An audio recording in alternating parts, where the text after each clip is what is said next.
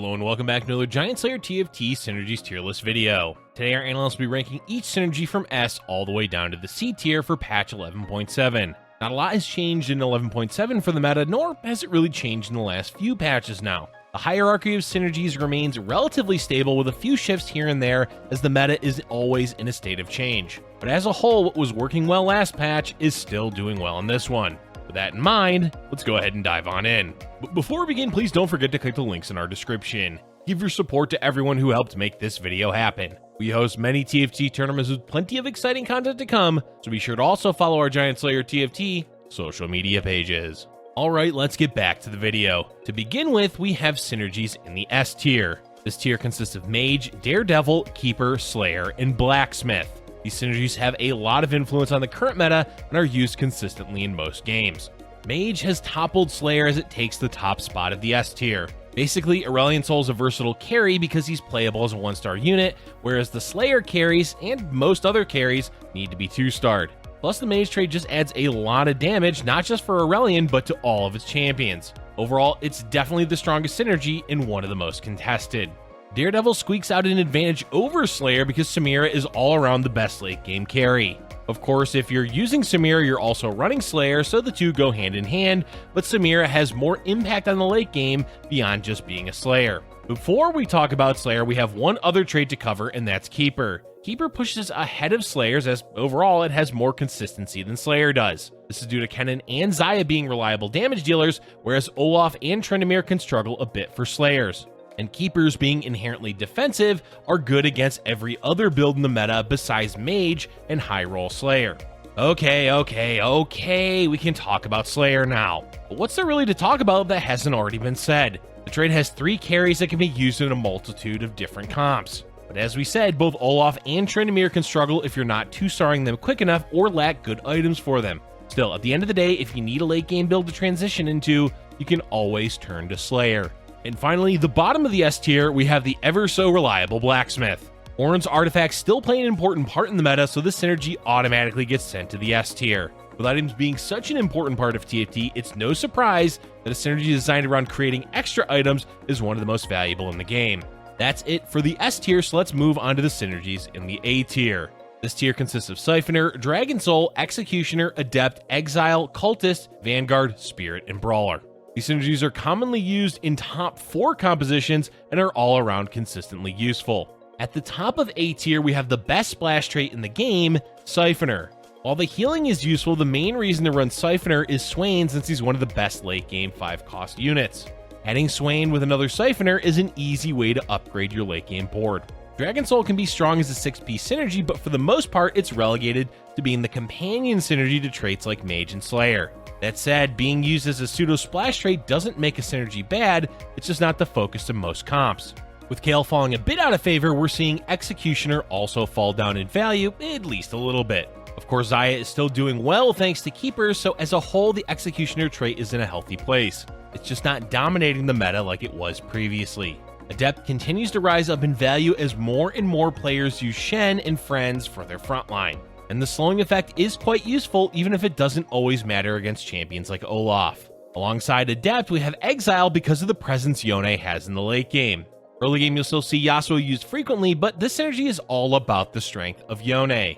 He's not quite up to par with Samira or Swain, but as far as 5-cost champions go, he's definitely worth consideration, especially when paired with Shen for Adept. Cultist continues its reign as the best early and mid-game synergy, with emphasis on the mid-game as 6 Cultists is an easy way to start win streaking.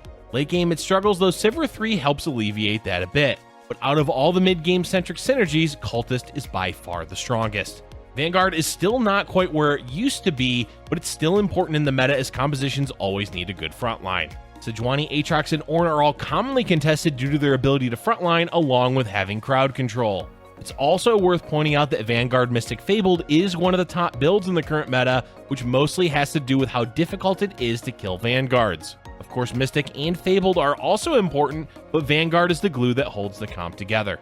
Interestingly, we're seeing Spirit used less as a splash trait, as 4 Spirits is an important role in several comps. Most notably Spirit Sharpshooter, but also Spirit Assassin. In both cases, the attack speed buff from Spirit is the main reason for their success. Of course, Spirit is still useful as a splash trait, but the current success is mostly thanks to Force Spirit. And the last trait in the A tier is Brawler. Brawlers are fantastic early game with mixed success in the mid game. They do struggle in the late game, especially compared to Adept and Vanguard, but thanks to 8 Brawlers with Shyvana carry, they at least have a role in the late game meta. Let's now move on to the B tier synergies. This tier consists of Assassin, Sharpshooter, Mystic, Warlord, Divine, the Boss, Emperor, and Elderwoods. Overall, these synergies are capable of doing well in the current meta, but for the most part are just average at best. First up, we have Assassin. Assassin is a consistent part of the meta, but it has mixed results. Occasionally we see Spirit Assassin do well, or Talon, but as a whole the synergy really hasn't taken a hold in the upper parts of the meta. It's more or less the type of trait you run during the mid game and transition out of if possible for the late game. Players that do stick with it can top 4, but the consistency of which that happens isn't quite up to par with a lot of other synergies. Sharpshooter is doing well thanks to Sivir, Samira, and Tristana, but Sharpshooter on its own is not enough for those champions to do well.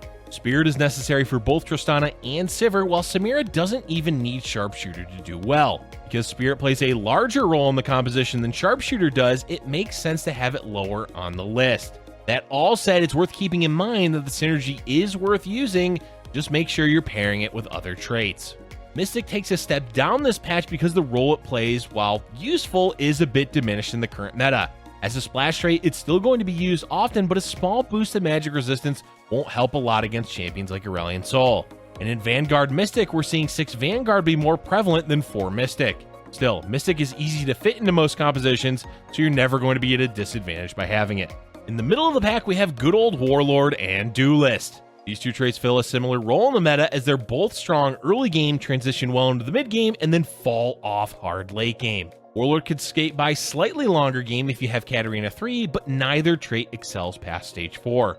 Floating on its own is Divine, as there's still not a whole lot of reason to run the trait outside of a Kayle composition. Sure, Lee Sin is used in a lot of late game comps, but that's because of his ability, not his traits. At the end of the day, if you're looking to use Divine effectively, it's almost always going to be in conjunction with Kayle. Next up, we have Emperor. Azir is useful, but on the lower end of value for 5-cost champions. In general, he's only seeing consistent play in keeper compositions, and even then, since 2-starring him can be difficult, he's often overlooked for lower cost keepers. Still, his crowd control is good, and the Sandguards bring a lot of utility, so Azir is not terrible to play in the late game. The Boss, on the other hand, is quite inconsistent. Much like Azir, Set only tends to be played in one build, and that's Brawlers. But unlike Azir, it's much harder to justify playing Set as a standalone 5-cost. Because his ability lacks consistency, you're at the mercy of whether or not Set is going to do a lot of damage or not, meaning you're better off replacing him with another 5-cost unit. Despite that, he is a key champion for Brawler comps. And the last trait in the B tier is Elderwood.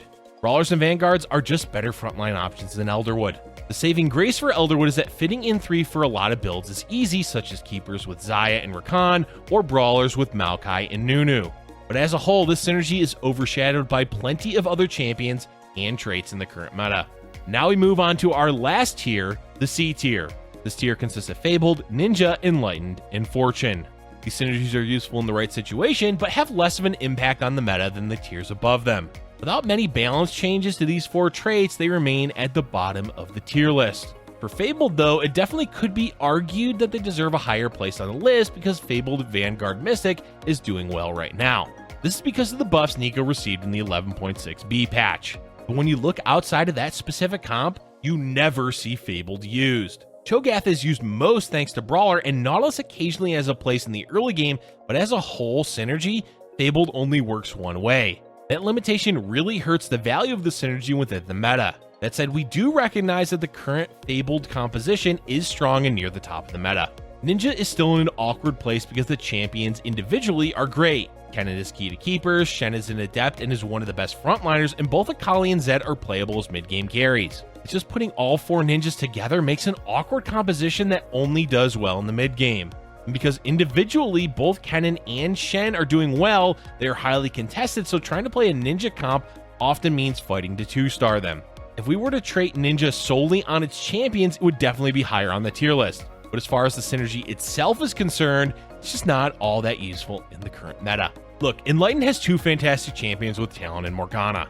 But like we just talked about with Ninja, we can't rate the trait only on the champions it consists of, we have to consider it as a whole. And for Enlightened, it just doesn't bring a whole lot to the table compared to most other synergies. If Aurelia was more of a carry, or Fiora had use beyond the early game, perhaps we would see Enlightened go up in value. The unfortunate reality is neither Talon nor Morgana need increased mana generation, so no build relies on Enlightened being part of it. And the last trait of the tier list is once again Fortune.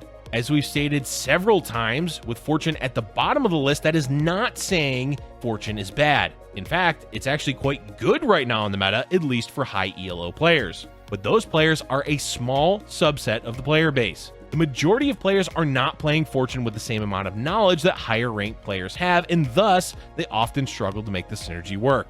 Yes, there are plenty of one-off times where someone hits the jackpot with Fortune and gets a crazy lead from it. But for every player that does that, there's 5 others that weren't able to make it work and died by stage 4.